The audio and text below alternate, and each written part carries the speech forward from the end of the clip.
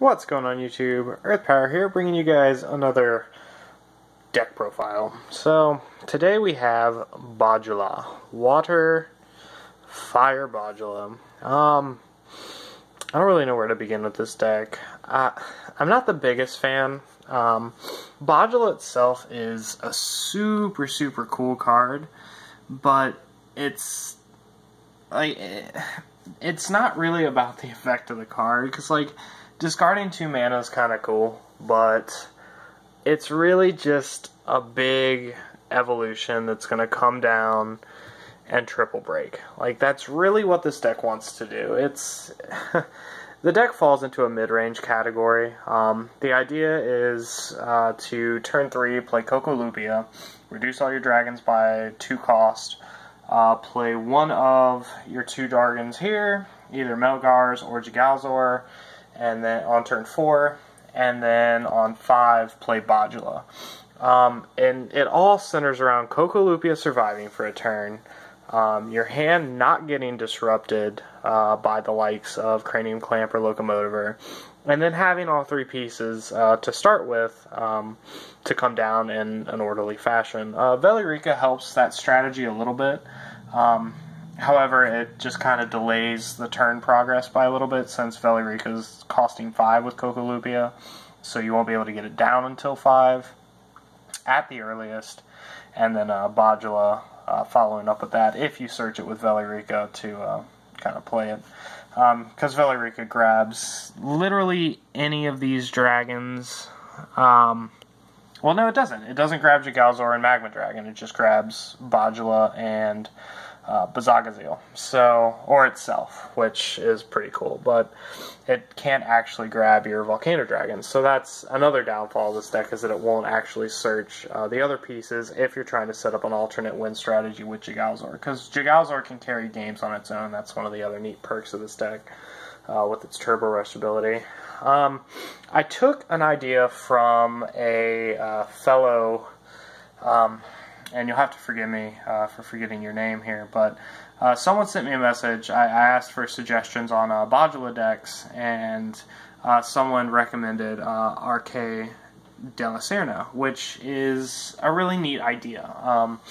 Since Cranium Clamp really ruins this deck's day, RK de la Serna kind of helps with that. You know, if they Cranium Clamp you or Loco random pick the card out of your hand and they hit De La Serna, all of a sudden you've got an 8 for 6,000 power creature on the board. They did recommend Emergency Typhoon. However, De La Serna, if it's discarded on your own turn, well, the only way De La Serna gets its effect is if it's discarded on the opponent's turn, so it's kind of bad otherwise. It can be reduced in cost by 2 thanks to Lupio, which kind of gives it a spot in this deck a little bit, but you're never really going to play it from your... you're never going to spend the mana to play it, because you're never going to have green mana. So it's a card that just auto goes down in mana if you have it early. If you're not playing against Dark, and otherwise it just ends up being something you hold forever and ever and ever until you hope that they clamp you. So I'm not sure how I feel with it yet. We're going to, I guess, try it in some future matches. I'm willing to give this deck another shot. It did very poorly in testing with CVH the other day, but I'm willing to sleeve it back up and give it another shot. Because I think I gave up on it a little too early. The water section's pretty standard. 4 Hulkus, 4 Surfer, which is super cool. 2 Emerald to help get the Surfers down, and we are running 10-ton Crunch as our 4-drop slot removal, since 4 in this deck is kind of weak. And then 2 Madrillion Fish and 2 Energy Stream. Madrillion Fish, just because it kind of helps us. We only have 5 2-drops, so this deck kind of doesn't auto-lose to aggro, but unless you hit a Surfer early, it's going to auto-lose to aggro. It's just like every other mid-range deck in this game. Just very weak to super aggressive cards, since it doesn't have any answers. And then 2 Energy Stream, just to kind of help with the other control decks. This deck, if metas existed, this deck would be very meta-dependent. You would drop the Madrillion Fish for a full grip of Energy Stream if you're playing against a ton of controls. You would drop the Stream for Madrillion Fish if you're playing against a ton of aggro.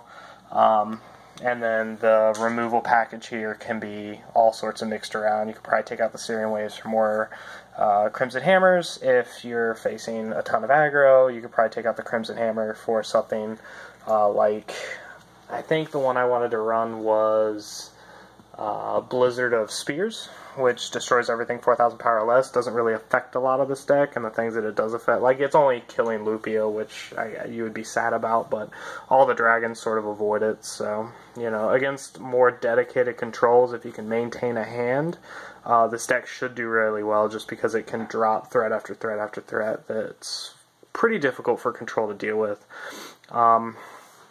However, Crazed Valkyrie kind of gets over on this deck quite a bit, just because all the power levels are right under 7,000, with the exception of Bajula and Bazagazil. So, I don't know. I don't think this deck really has a place in the English meta. I know there's a ton of cards in the OCG, as you all have told me in the past video in the comments, that kind of help aid this deck and make it a lot better than it is in the English meta. But with what we're working with here, we only work with the English cards on this channel, and sets 1 through 12, I think this is probably about as optimal as this deck can become. Obviously, like I said, you would tech it based on metas, but since we're just trying to be all-encompassing, like if you were going to take this deck to, you know, some big tournament, that I think these would kind of be the numbers you would mess with. Like I said, De La Serna is more of a tech right now. I don't know how much I love it, but as you'll see in the last match that we posted, and I think the match that we're about to post, that this deck gets worked over very, very roughly by hand discard. So this is the deck. Let me know what you think. Leave a comment down below if you have suggestions as far as the English sets are concerned, of what you would add, what you would take out. I'd kind of like more 6-drop dragons, but Bolzard as an alternative is just kind of meh. I don't think that the mana disruption version of this deck is very good. I think focusing on Jagalzor and the Velirikas to kind of tutor your hand out and create a constant pressure as far as a mid-range deck is concerned is kind of where this deck wants to be. So that's kind of how I built it. Again, let me know what you think. Leave a comment down below. Leave a like if you like the deck. And hopefully, guys, we'll see you next time. Peach.